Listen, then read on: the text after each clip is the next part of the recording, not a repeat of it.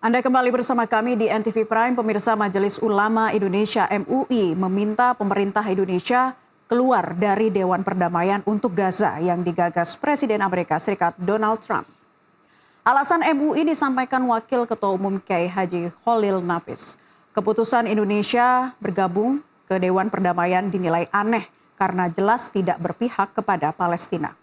MUI juga menyinggung keanggotaan Perdana Menteri Israel Benjamin Netanyahu di dalam Dewan Perdamaian. Iuran keanggotaan yang mencapai 17 triliun rupiah juga jadi alasan rekomendasi MUI.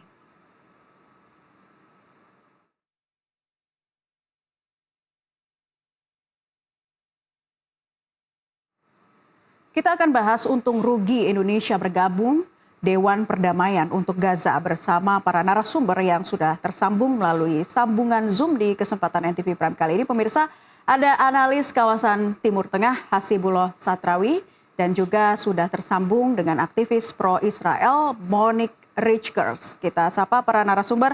Selamat malam Pak Hasibullah, Bu Monique. Selamat malam Mbak Naila dan Mbak Monique. Ya, Shalom, selamat malam Bapak dan Mbak Naila. Baik, selamat malam rekan-rekan. Saya ingin ke Pak Hasibullah dulu. Pandangan Anda atas penolakan MUI terhadap Badan Perdamaian Bentukan Amerika Serikat, Board of Peace, seperti apa Pak Hasibullah? Ya, yang pertama menurut saya kita harus jelas dulu, paling tidak dengar langsung dari beliau yang menyampaikan pandangan ini. Apakah ini pendapat perorangan, yaitu salah satu ketua misalkan di MUI, atau ini justru pandangan kelembagaan?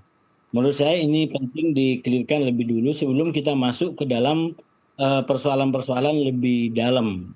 Dan yang kedua, kalau menurut saya, kalaupun ini menjadi pandangan kelembagaan, maka seyogyanya memang MUI mendengarkan atau melibatkan para pihak yang intensif di dalam mengikuti persoalan dinamika Timur Tengah ini. Jadi tidak hanya secara keagamaan dan keislaman semata-mata, tapi juga secara politik, secara kemanusiaan, dan aspek-aspek di dalamnya. Karena terus terang, menurut saya Mbak Naila Husna ya, saya punya pandangan begini untuk kasih gambaran yang barangkali lebih objektif gitu ya.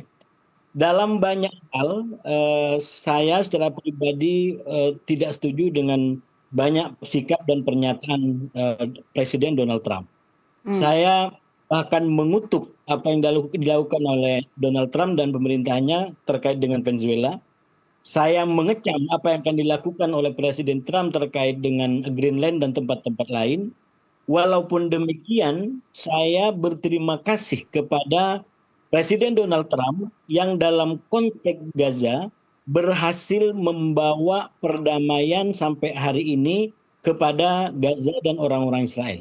Sehingga kalau kita lihat dari perspektif kemanusiaan, maka kita melihat hari-hari ini korban jiwanya jauh lebih sedikit dibanding sebelum dijapainya gencatan senjata.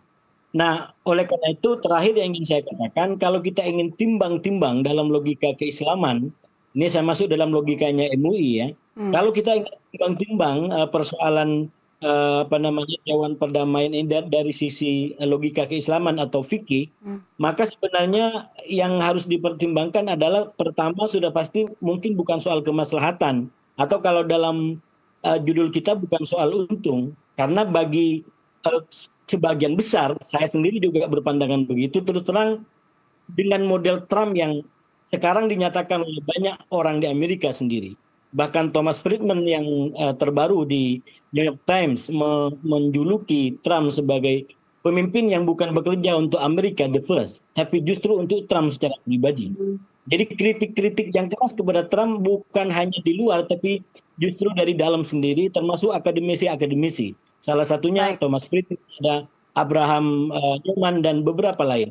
Nah, ingin saya katakan, dengan karakter Trump seperti itu, termasuk Dewan Perdamaian ini, mungkin logikanya bukan soal kemaslahatan atau untung, tapi logikanya adalah soal mana mudarat atau rugi yang lebih sedikit di antara satu sama yang lain. Jadi logikanya adalah kita taruh di depan meja, kalau kita tidak bergabung, maka kerugian bagi Indonesia apa? Dan kalau bergabung, kerugian untuk Indonesia apa. Oke, kita bedah Nah, ya, Pak Hasibullah. Jadi maslahat sama mudaratnya lebih banyak mana? saya udah menyampaikan maslahat. Maslahat ini biar Mbak Monik juga masuk, katakanlah untung. Jadi nggak pakai logika untung. Yang kita pakai adalah mana rugi yang paling sedikit di antara bergabung dengan tidak bergabung. Saya sendiri berpandangan dengan bergabung dengan Dewan Perdamaian, potensi kerugian bagi Indonesia lebih sedikit, ya, ketimbang tidak bergabung. Penjelasannya adalah satu, karena Presiden Donald Trump memiliki karakter yang unpredictable. Ya. Dan kita lihat bagaimana dia lakukan di Venezuela, bagaimana sekarang dia mau lakukan di Iran, bagaimana dia mau lakukan di Greenland, bagaimana dia tiba-tiba pakai kebijakan tarif. Jadi ini banyak hal anomali-anomali yang menurut saya memang harus hati-hati dan cermat menyikapi Trump. Nah, saya melihat dengan cara bergabung, maka paling tidak membuat potensi yang katakanlah tidak terkontrol dari Trump yang bisa merugikan Indonesia, itu bisa lebih dikendalikan. Sehingga sekali lagi saya tidak mengatakan untung, tapi paling tidak dengan bergabung dengan Dewan Perdamaian ini, bagi kepentingan Indonesia itu mungkin lebih sedikit kerugiannya. Bagi Palestina dan Israel apalagi gitu. Dengan bergabung minimalnya tadi yang saya bilang, proposal ini walaupun mungkin tidak sempurna, tapi terbukti mengurangi jatuhnya korban. Sekali lagi tidak ada yang ideal, susah untuk menemukan yang ideal di konflik Palestina dengan Israel, dan karena itu cara kita berpikir bukan bagaimana kita dapat 100, karena situasinya berbeda. Misalkan tidak ada yang ideal, paling tidak potensi ruginya sedikit ya dampaknya untuk politik global, Pak Hasibullah. Saya ingin ke Bu Monik, bagaimana Anda menanggapi kritik bahwa Badan Perdamaian ini timpang karena tidak melibatkan Palestina sebagai anggota? Ya, terima kasih Nusantara TV. Sangat disayangkan, mungkin informasi yang diterima oleh MUI kurang utuh. Kenapa saya katakan kurang utuh? Karena kalau kita baca di 20 poin gencatan senjata yang disepakati oleh Amerika dan juga oleh Presiden Prabowo yang waktu itu hadir di Mesir, itu juga sudah ada 20 poin yang sangat bagus menurut saya ya, Oktober 2025. Dan dilanjutkan dengan Dewan Perdamaian Gaza. Nah, Dewan Perdamaian Gaza itu terdiri ada 3 kelompok lagi.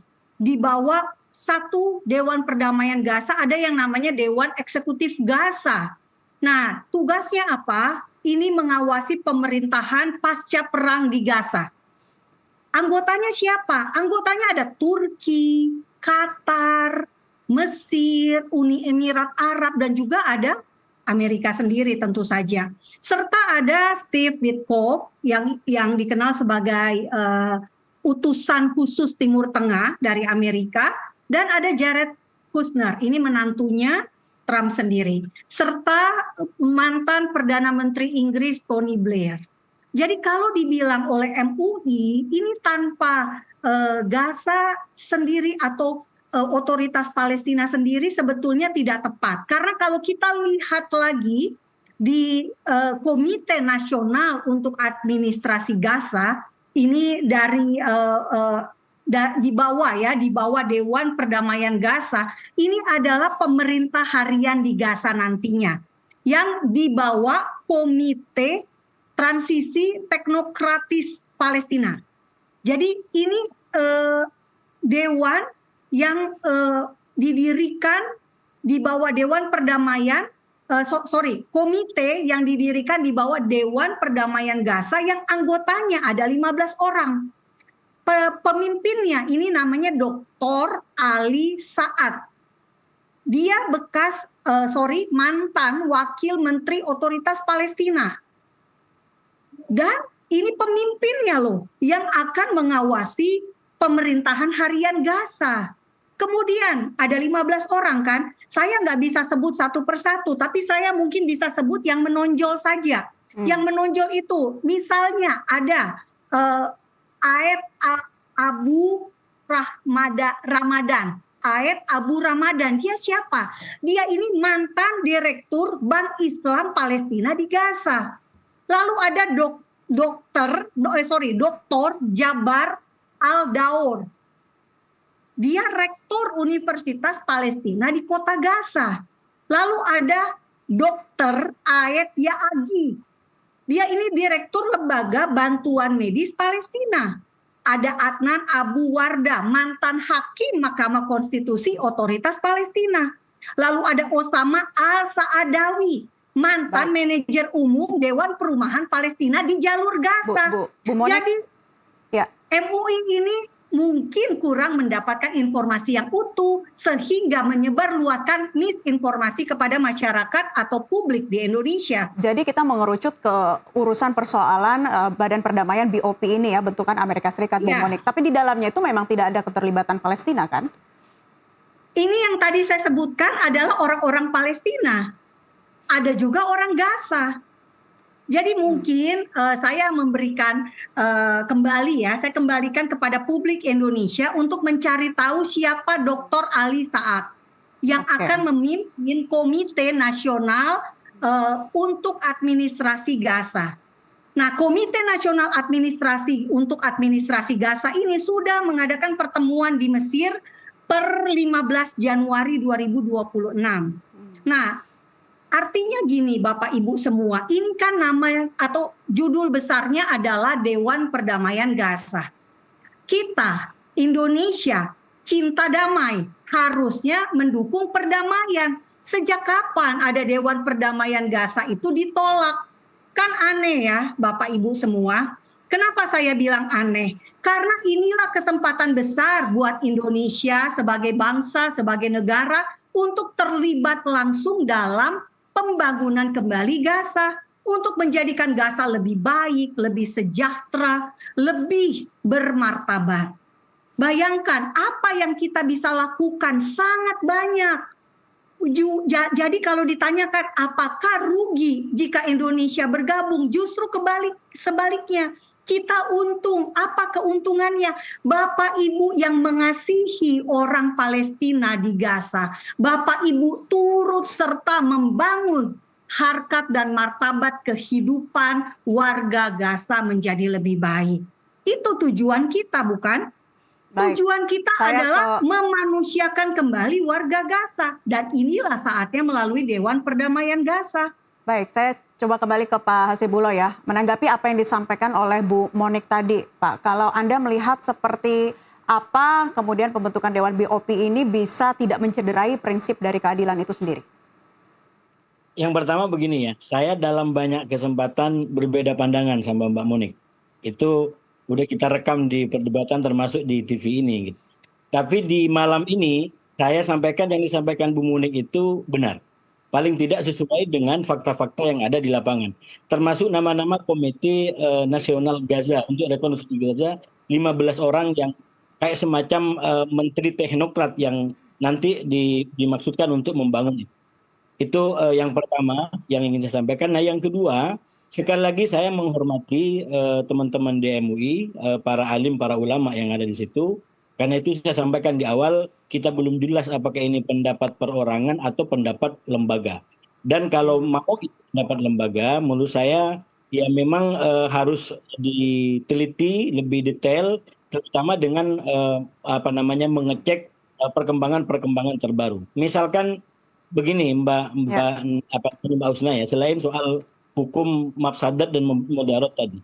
Ini kan hampir semua negara-negara berpenduduk mayoritas Islam yang selama ini peduli dengan Gaza itu masuk di Dewan Perdamaian. Katakan Turki, katakan Arab Saudi, katakan Qatar, katakan Mesir, katakan Yordan, katakan negara-negara yang lain. Nah memang ada Israel di situ. Memang ada Benyamin Netanyahu di situ. Yang kadang-kadang mungkin infonya nggak tersampaikan ke publik. Sikap Trump yang begitu unpredictable ini, ya terlalu zigzag ini, jujur kadang-kadang tidak membuat Israel sendiri happy. Saya ingin sampaikan itu. Ini kalau kita baca sejarah bagaimana Benyamin Netanyahu bergabung dengan Dewan Perdamaian itu beberapa hari setelah diluncurkan. Bahkan Netanyahu sampai sekarang keberatan dengan adanya katakanlah Dewan Perdamaian ini yang melibatkan perwakilan dari Qatar dengan Turki. Jadi yang ingin saya katakan, para pihak hampir yang saya bilang tadi di awal, hampir tidak ada semua orang yang sepenuhnya happy dan bahagia dengan cara kerja Trump. Karena memang orang ini orang yang sangat zigzag, sangat tidak bisa mudah ditebak ya. Kebijakannya Oke. tidak mudah. Nah, oleh Ya. karena itu, kalau itu menjadi alasan, katakanlah karena ada Israel di situ, Hmm. bagaimana dengan di PBB? Itu juga ada Israel, itu juga ada yang lain. Masa kita gara-gara ada di situ? Saya rasa itu alasan-alasan yang belum terlalu kuat. Hmm. Bahkan saya ikutin sebenarnya ada juga, saya memahami kekhawatiran-kekhawatirannya dari teman-teman pengamat yang juga sering mengisi acara ini ya. Katakan ini dikhawatirkan untuk menjadi PBB tandingan. Saya poinnya begini, kalau ini mau dijadikan PBB tandingan, maka yang pertama harus kita pahami bahwa Dewan Perdamaian ini adalah lahir berdasarkan mandat Dewan Keamanan PBB 2803 yang memberikan dan menyetujui proposal yang disampaikan oleh Trump. Masa secara hukum PBB mau memberikan sebuah legalitas ya, sebuah latar belakang persetujuan kepada proposal yang nanti Ya. akan digunakan untuk katakanlah mengakhiri dirinya. Itu satu. Hmm. Dan yang kedua, kalaupun memang Trump punya keinginan ke sana, ini saya belajar dari para ahli tentang hukum-hukum internasional, kan tidak mudah untuk membuat kayak semacam lembaga internasional. Kalau kita cermati proposal Trump ini kan kayak baru oret-oretan. Belum jelas strukturnya apa, belum jelas cara kerjanya seperti apa, atau mungkin pada Ya. legal entity-nya seperti belum jelas gitu. Jadi justru saya ingin mengatakan kalau ini akan dianggap sebagai pesaing PBB, itu mungkin kekhawatiran yang terlalu dalam. Saya khawatir, saya paham kekhawatirannya, tapi itu terlalu dini. Dan menurut saya, walaupun secara pribadi saya mendukung Indonesia masuk di Dewan Perdamaian ini, catatannya dua, Hmm. yaitu selama Dewan ini tidak keluar dari mandat, apalagi ingin menjadi saingan PBB. Kalau ternyata di perjalanan Dewan Perdamaian ini mau jadi sebagai saingan PBB, maka kita punya alasan hukum untuk mundur. Karena itu sudah nggak sesuai dengan pembenaran dan alasan hukumnya, yaitu resolusi Dewan Keamanan PBB 2803. Karena sekali lagi di situ fokusnya kepada Gaza, bukan untuk membuat PBB tandingan. Oke. Yang kedua, catatan saya adalah kalau ini ternyata tidak konsisten dengan cita-cita membangun kembali Gaza dan perdamaian Palestina. Karena itu adalah aspirasi yang bulat di Indonesia, Baik. walaupun Baik. lagi karena kita Baik. majmu ada Pak Munik dan teman-teman yang punya pandangan berbeda. Saya katakan kita hormati pandangan Pak Munik tentang Ya. Palestina, tapi yang jelas kita udah punya sikap kenegaraan, sikap kebangsaan yang mendukung kemerdekaan itu, dan itu coba dilakukan melalui Dewan Perdamaian ini. Oke, kita ke Mbak Munik kembali nih. Mbak Munik, tadi kan dikatakan ya bahwa oleh Pak Hasibullah supaya ada hal-hal yang patutnya diperhatikan, diantaranya tidak keluar dari mandat, apalagi jadi saingan PBB. Tapi apakah pembentukan Dewan ini bisa sesuai dengan harapan awal untuk menjaga perdamaian di Gaza?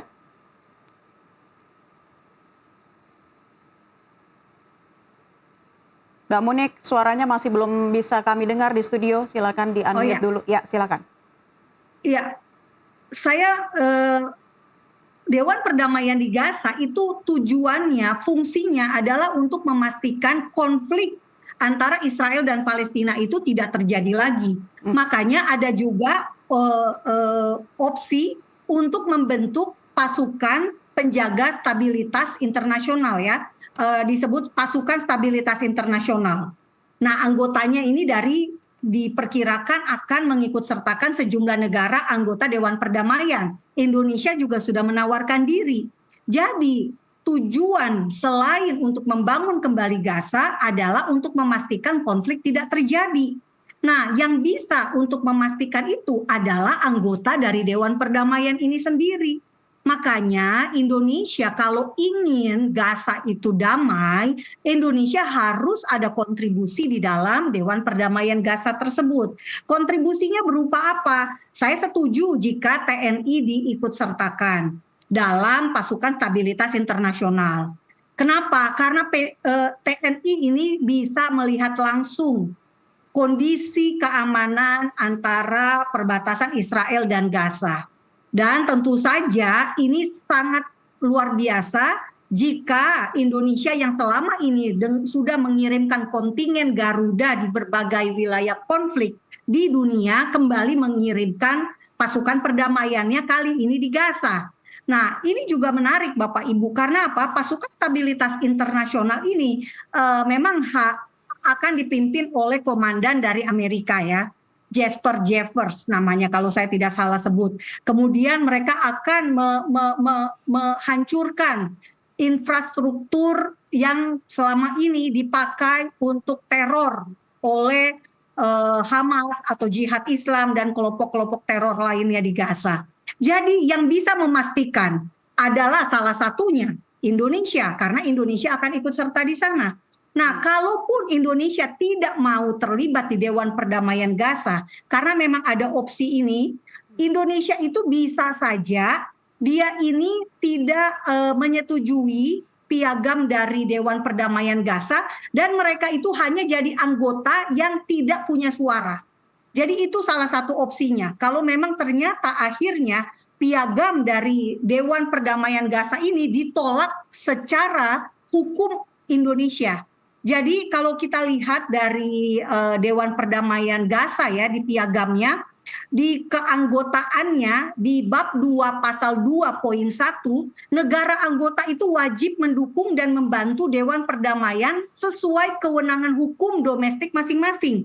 Nah, jadi ini opsinya dibalikin lagi sama Trump ke negara masing-masing. Kalian setuju nggak? Kalau kalian setuju, maka kalian harus meratifikasi. Itu kita bisa lihat di bab 3 di tata kelola di pasal 11 ayat 1 poin B. Di sini jelas sekali negara harus meratifikasi atau menyetujui piagam, dan mereka ini harus melakukan ratifikasi sesuai dengan persyaratan hukum domestik atau hukum lokal yang berlaku di Indonesia. Artinya kalau kita nggak setuju, maka kita ya bisa aja tetap ada di situ tapi kita nggak punya suara. Nah, kembali lagi pertanyaannya tadi, kita bisa memastikan nggak Dewan Perdamaian Gaza ini lebih baik daripada PBB? Selama ini PBB adalah sumber masalah, kalau menurut saya ya, khususnya untuk konflik Israel dan Palestina. Ya. Karena itu kita butuh terobosan baru guna memastikan konflik di Gaza, konflik di Palestina itu betul-betul selesai. Ya, sebelum kita ke terobosan barunya, Mbak Monik, kalau Anda melihat dengan anggaran yang fantastis di Dewan BOP ini, 17 triliun rupiah loh, itu gimana? Sebenarnya anggaran 1 miliar dolar itu memang besar ya, sangat besar. Namun diperparah karena nilai tukar kurs dolar Indonesia terhadap dolar Amerika yang memang melejit. Kalau saja dolar nilai tukar kita bisa sekitar 10 ribuan, tentu nggak besar-besar amat ya. Karena apa? Yang mau dilakukan adalah pembangunan kembali Gaza. Gaza itu harus dibangun. Kalau kita lihat ya, rencana pembangunan Gaza itu meliputi apa? Memulihkan infrastruktur air, listrik, layanan kesehatan, pendidikan, dan juga tentu saja perumahan untuk warga Gaza sendiri. Jadi ketika Indonesia selama ini sudah memberikan bantuan berupa uang kepada Palestina, namun hasilnya kita tidak melihat hasilnya apa sih, wujud konkretnya apa sih. Nah, ini adalah kesempatan yang sangat luar biasa Indonesia ikut serta memberikan dana dan juga memantau penggunaan dana tersebut. Sehingga Indonesia bisa memastikan benar nggak nih uang yang saya kasih 16 triliun itu dipakai untuk bangun rumah untuk 3.000 warga Gaza misalnya. Atau membangun rumah sakit 100 rumah sakit. Nah, ini kan bisa dipantau oleh Indonesia langsung kalau Indonesia ada di dalam Dewan Perdamaian Gaza. Kalau selama ini Indonesia hanya menyalurkan lewat badan LSM, NGO lepasan, kita nggak bisa tahu pertanggungjawaban dana itu dari mana. Itu uang pajak kita semua loh. Uang pajak kita harus kita ikuti kemana ujung uang itu disalurkan. Menurut saya ini cara yang paling efektif untuk membangun kembali Gaza. Baik, kita ke Pak Hasibuloh. Pak Hasibuloh, yang harus dilakukan pemerintah jika memang tetap bergabung di Dewan Perdamaian ini agar kemudian kita juga bisa bersikeras ya, punya suara lagi untuk menyuarakan kemerdekaan Palestina. Ya, sebelum ke pertanyaannya Mbak Husna tadi, beberapa yang disampaikan Pak Monik saya hanya ngimbangin aja biar pemirsa juga dapat perenungannya. Penggunaan istilah teror dari perlawanan itu yang sering digunakan oleh Israel. Jadi Israel menganggap apa yang dilakukan oleh para pejuang di Palestina sebagai teror. Tapi bagi orang-orang Palestina di Gaza itu dianggap sebagai perlawanan. Saya hanya menyampaikan fakta-faktanya seperti itu. Saya mencoba untuk memberikan yang sesuai dengan apa yang terjadi. Dan yang kedua, kalau dikatakan bahwa PBB masalah lalu solusinya adalah katakanlah Dewan Perdamaian ini, saya di situ berbeda.